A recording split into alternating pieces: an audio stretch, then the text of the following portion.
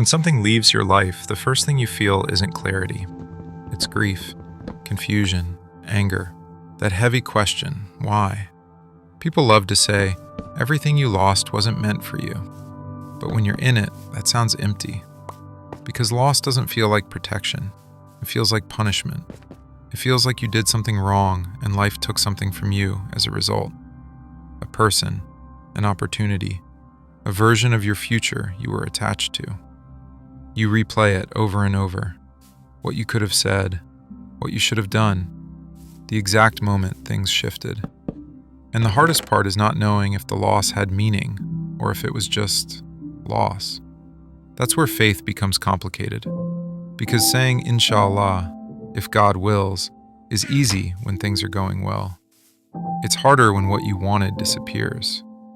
Because then inshallah feels like surrender instead of comfort. And surrender feels unfair when you're hurting. But I'm slowly realizing something. Loss doesn't reveal its mercy immediately. It reveals it in hindsight, much later, after you've calmed down, after distance creates perspective, after you've seen what staying would have cost you.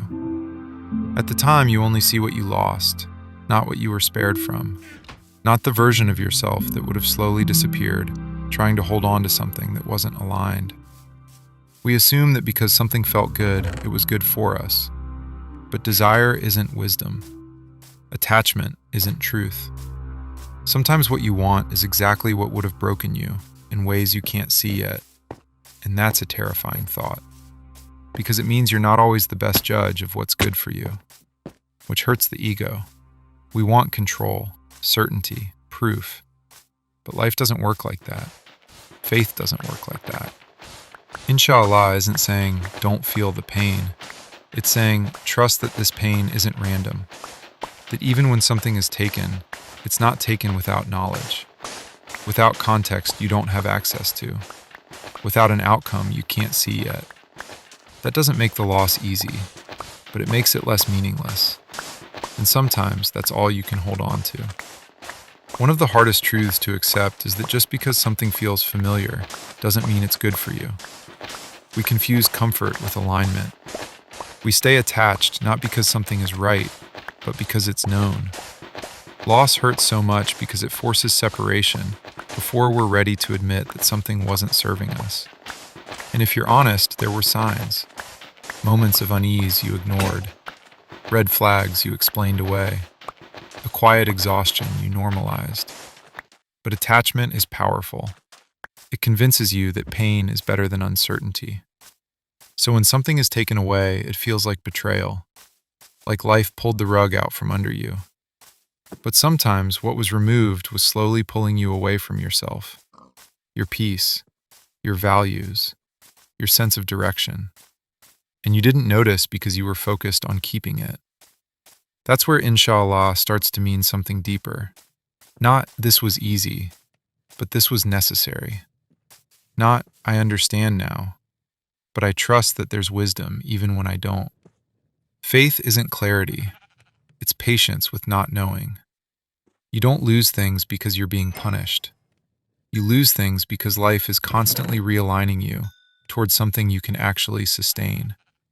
What you lost might have demanded more sacrifice than you could afford. More silence. More self-betrayal. More compromise of who you are becoming. And if it had stayed, it might have cost you years. Years of settling. Years of quiet resentment. Years of being stuck trying to make something work that was never meant to last. There's a quiet danger that comes after loss. Not the pain, but the paralysis. You tell yourself, if everything is taken for a reason, maybe I shouldn't want anything at all. You stop reaching, stop hoping, stop trying. And that's not faith. That's fear disguised as surrender. Inshallah doesn't mean you become passive. It doesn't mean you stop caring or stop choosing. It means you do your part without clinging to the outcome. Loss isn't telling you to give up on desire. It's teaching you not to attach your entire identity to what you desire. There's a difference. What you lost wasn't good for you. But that doesn't mean nothing good exists. It means what's meant for you won't require you to abandon yourself to keep it. And that's how you move forward without romanticizing the past. You stop asking, what if it worked out? And start asking, at what cost would it have worked?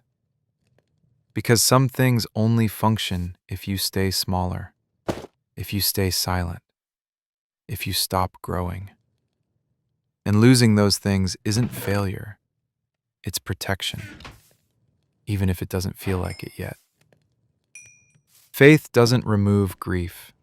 It gives grief a place to rest, a way to exist without turning into bitterness.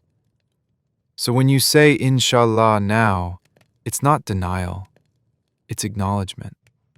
You're saying, I did what I could. I wanted what I wanted. And what left? Left with knowledge I didn't have. And that's enough. You don't need to understand everything you lost. You just need to trust that what stays next time will meet you without resistance, without confusion, without erosion. Everything you lost wasn't good for you, not because it was evil, but because it couldn't walk with you where you're going. Inshallah.